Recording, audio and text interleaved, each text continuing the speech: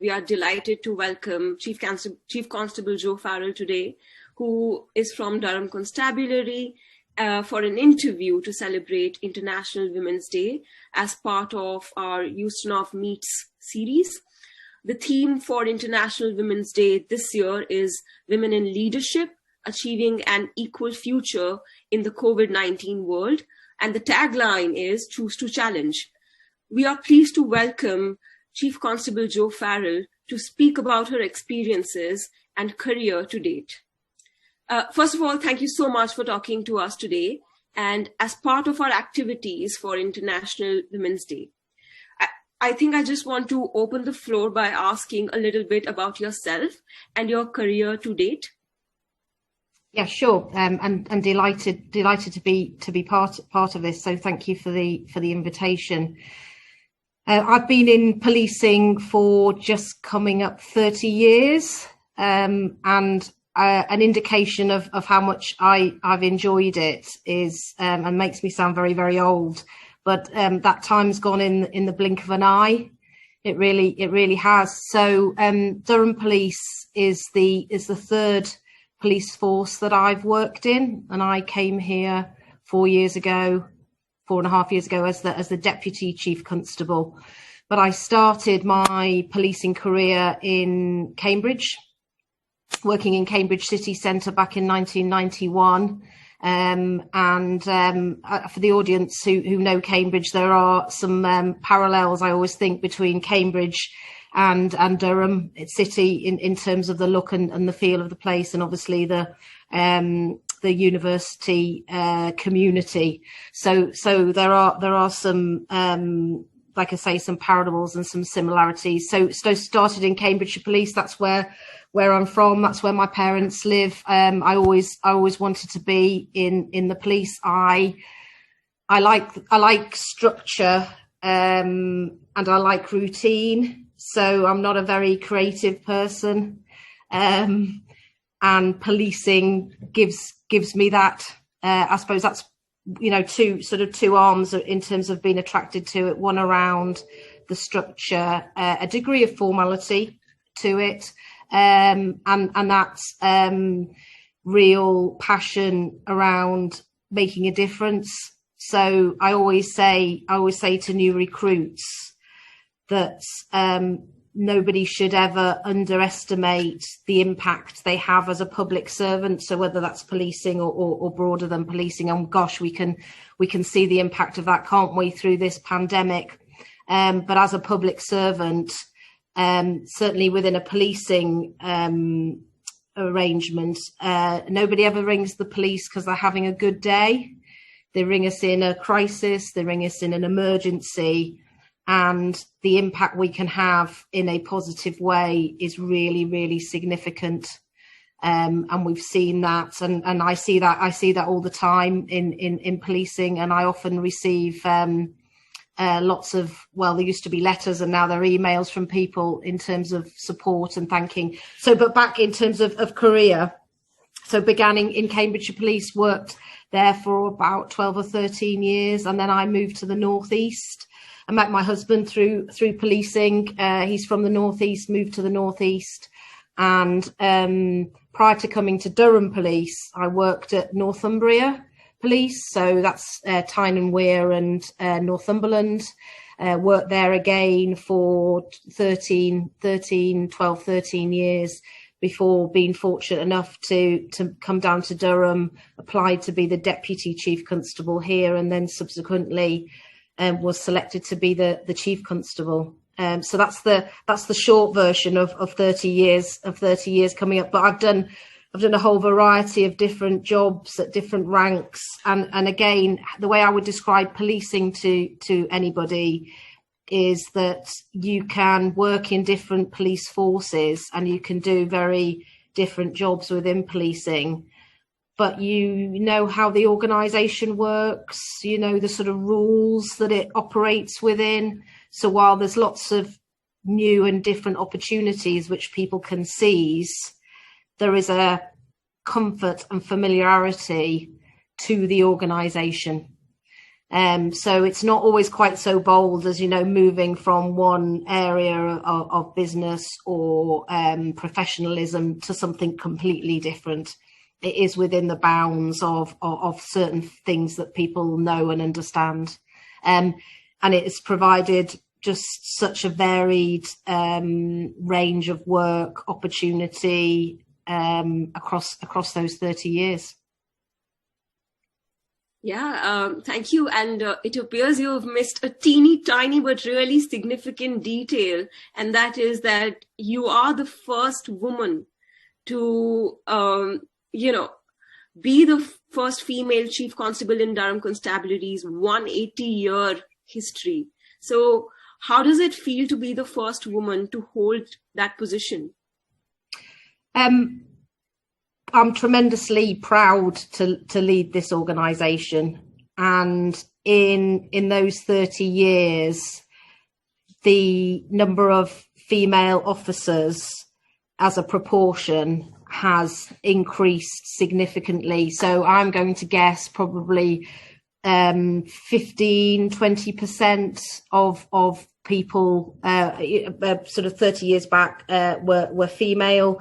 We're now approaching 40% of our whole workforce. But in any cohort of new recruits, it's pretty much 50-50, and sometimes the women outnumber the men. And obviously that needs to happen, doesn't it? So we get to that balanced position of 50-50. I think the other significant change in that time is that sometimes people join the organisation and the policies and support around supporting people with families, supporting people who had caring responsibilities back in the 90s weren't very good.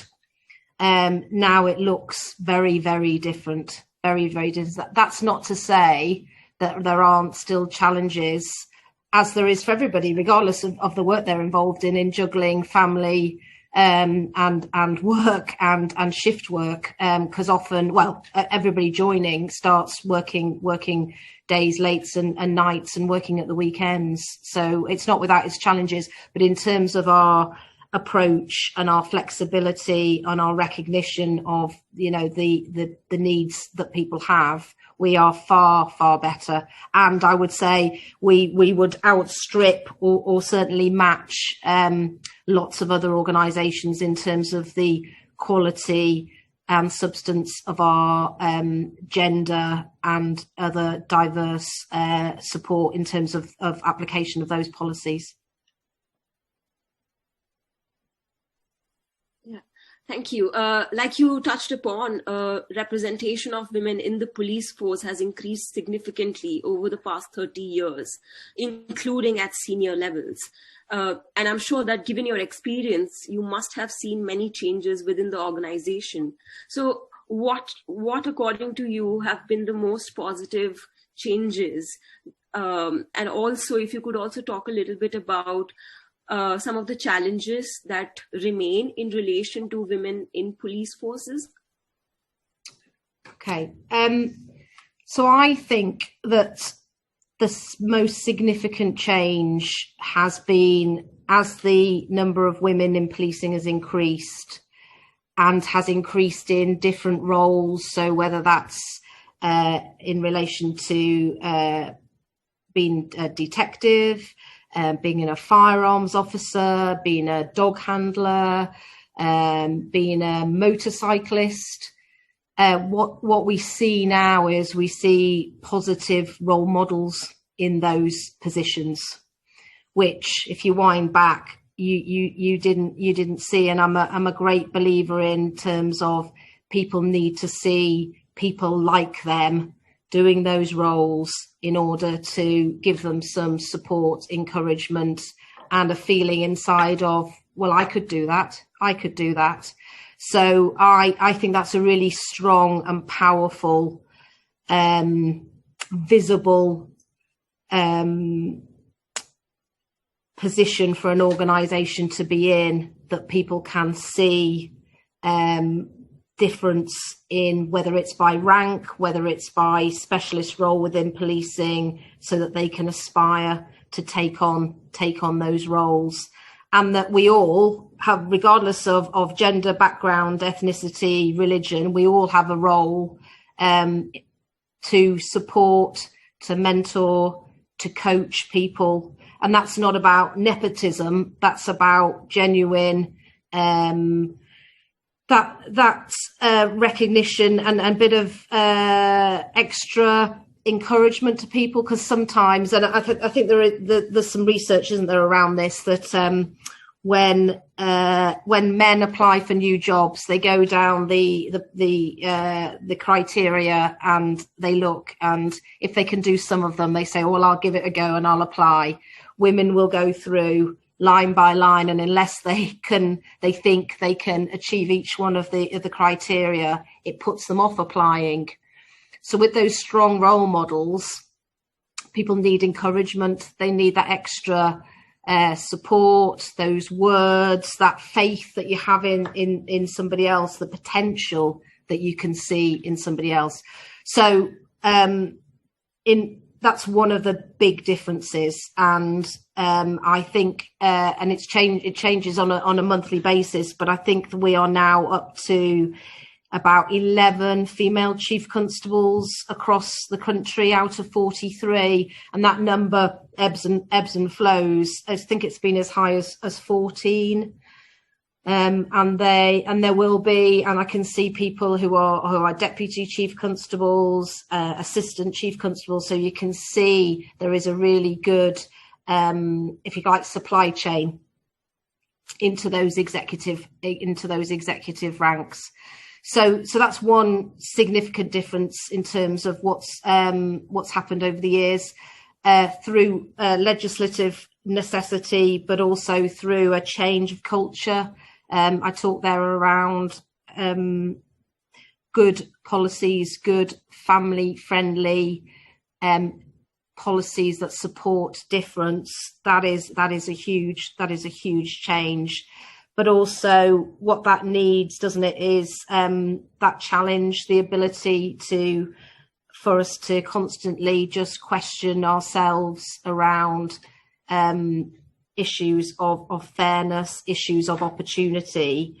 And also sometimes I always think around, just put yourself in that saying about walking somebody else's shoes for a while. What does it feel like to work here? What does it feel like? So I'll give you a very, very specific example, and it's more around one of diversity in terms of ethnicity and colour. So we have a number of officers and staff members who identify as being as Asian. We recruited about 3 years ago a guy who'd come out of the army who's Afro-Caribbean. There are very few Afro-Caribbean members of police or staff in Durham Police. And over the time when I've seen him, I've often thought, I wonder what it looks like to walk in your shoes. He is visibly very, very different to the community of policing in Durham and the broader community across Durham and Darlington. And we should really be very conscious of that.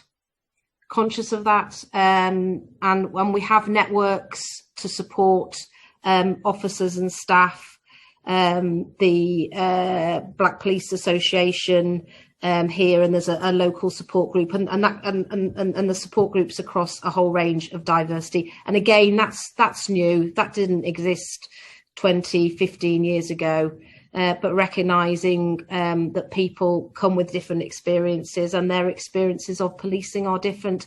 And I think, I know that individuals have been the subject of issues of harassment,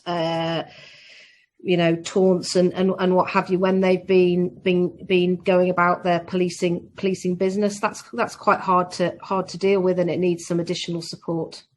So they're probably the big changes. That probably went off on a bit of a meander. Oh no, I think our listeners would enjoy that tangent as well, because it's obviously very much related. Yes. And coming back to this year's theme of International Women's Day is around women in leadership and how achieving an equal future during the COVID-19 context. And obviously the pandemic has clearly brought along with it many challenges, and I'm sure some challenges for the police as well. So when you accepted this role, I reckon the pandemic was something which was unforeseen, which was something that you obviously did not predict to happen at all. So how has this situation impacted your leadership style and objectives? So probably two main arms to the challenge. So on one side, we've had the constant challenge of how we enforce the COVID regulations, and so if we think back to March, that was legislation that came into being very, very quickly, with little consultation, because we were in a pandemic, and we had to react very, very quickly to our policing response to that. And our approach, and people may have read and seen it in the press, had always been very much one around engaging with people, educating them, encouraging them to comply, and enforcement was the last resort, because we knew that when we come to the end of this pandemic, in whatever form that takes, we need to have come to the end or come out of it, ensuring that we still have the confidence of the local community, that we had enforced those regulations, and I'll just use some sort of policey terms, or, without fear and favour, and that people were confident that we'd done that in a legitimate way. As the pandemic's gone on, I'm going to say that the stance very much in the last probably December through Christmas and into this new year, we have certainly moved through those first 3 E's a lot quicker, on the basis that this has now we've been in this for a long time. It is clear that some people, we are seeing them, engaging with them, and people ring up about their neighbours. We're going for the second and the third and the fourth time. And there becomes a point where you say, actually, we're going to have to go down an enforcement route. But we've tried to find the balance between those two things. And people who watch this will have seen the headlines, colleagues over in Derbyshire, and the two ladies and the cup of coffee, and everybody's got opinion about whether that's right or wrong. Ultimately, every police constable has the discretion to either enforce the law by way of a penalty, or by saying, actually, I'm going to warn you on this occasion and ask you to desist in the behaviour that's breaching the regulations. So they have that discretion. And they use that discretion really well. But there are, anyway, so I suppose that's a very long way of saying it's always been about trying to find the balance between enforcing the regulations, but at the same time recognising that some of it hasn't always been entirely clear. None of it's tested.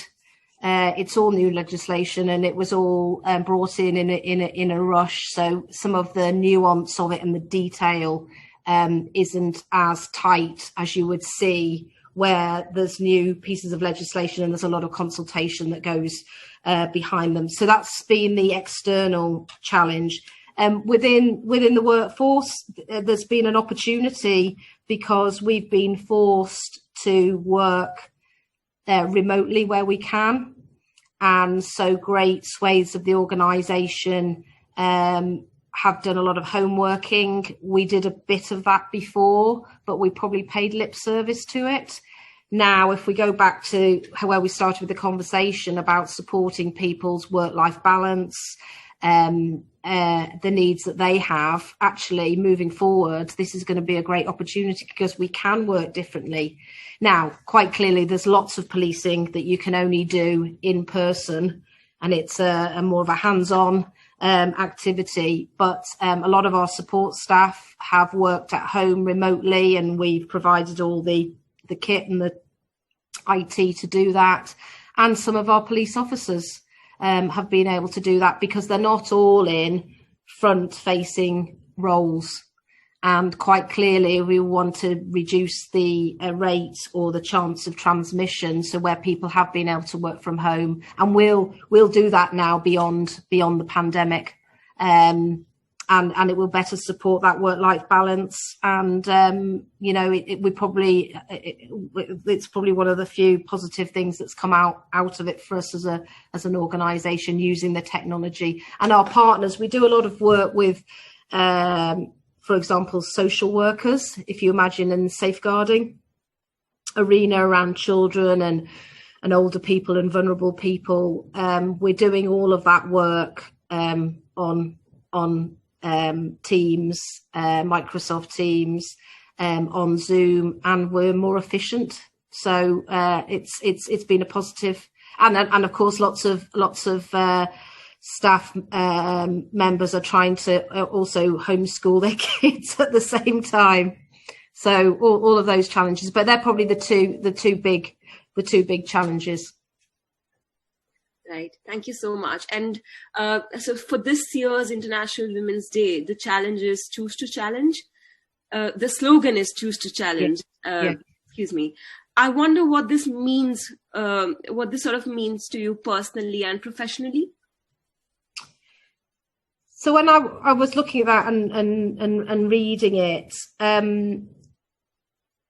I think in my top executive team, we are very, very, very different personalities. So what does that bring? It brings diversity of thought and diversity of challenge. So that slogan means to me that ability to run an organisation, lead an organisation, but have those debates. And this isn't always at an executive level, it can be in any team, to have the debates and discussions and have a different view and be able to challenge views, challenge a direction. There's no point us all sitting around with exactly the same thoughts on things, and we all, because otherwise you can find yourself, it's sort of that group think mentality. We all just nod with the boss and we end up going down a route, and nobody said, oh, well, hang on a minute, have we thought of, or why do we think we're doing that, or is there another way, and have we considered? So I think that slogan talks to that diversity of thought, that different view of the world. And it reminded me also, and people will have, Stephen Coveney wrote a book around leadership. I don't know whether it's 10 principles or 12 principles. Anyway, the one that always sticks in my mind is seek first to understand. So the way I interpret that is listen to colleagues, see their point of view, understand where they come from on an issue, and actually you will then make better decisions for an organisation and in policing terms for the public, where you've got that listen, understand each other, and be and create a culture that's where it's appropriate to challenge each other in terms of our decision making and our thinking. So it's a good slogan for this year. So choose to challenge, don't choose to be passive, and there's a good and appropriate way to do that. Right. And what according to you would be an advice for a young woman who's thinking of joining the police force today? If somebody has a real passion around public service and a real desire to support people and make a difference. And if you have that in your heart of yourself and your motivation, then policing is a fantastic career. It is a fantastic career. And as I said at the beginning, there are so many opportunities across the service and across different organisations within policing. I would encourage anybody to do it. What I would say is, though, it's hard work. The expectations are high. Young officers, not necessarily young in age, because some people join us and they may have done other careers. The expectations are high on people, and we expect a lot, and I make no apology for that. But it's a fantastic career, and it can take you to many different routes and avenues. And if you like being part of a team of people with a common purpose, very much it has a feel of team and belonging to something that has a really strong ethos and focus. Right. And finally, if you had to speak to yourself when you were way back at 22 years old of age and thinking of joining the police force, what would you tell yourself, and given the information that you have now and the experience that you have now? Well, that's a really good question. Probably what I say to the new recruits when they join is just seek every opportunity. Suck as much experience, life, learning from everything. And it will repay you. It will repay you in spades. It will repay you in spades. Probably the other part is because some of what officers see every day is often humans in crisis, humans in trauma. It builds resilience, but it also builds you as a team player. If you've faced challenging situations with colleagues, then you build not only lifelong professional relationships, but lifelong personal relationships. So, I have friends who I met when I joined the police in 1991. They live in a different part of the country, but I have a shared experience with them that bonds you beyond the professional. Right. That brings us to the end of the questions that we had for you today. And with that, I want to thank you so much for speaking with us today and providing us with really interesting and insightful responses to our questions. Thank you. It has been a pleasure to speak with you. You're welcome. You never know. In the future, we might do something actually in person. That would be ideal. Yes. No problem. You're welcome. Nice to see you. Nice to see you too.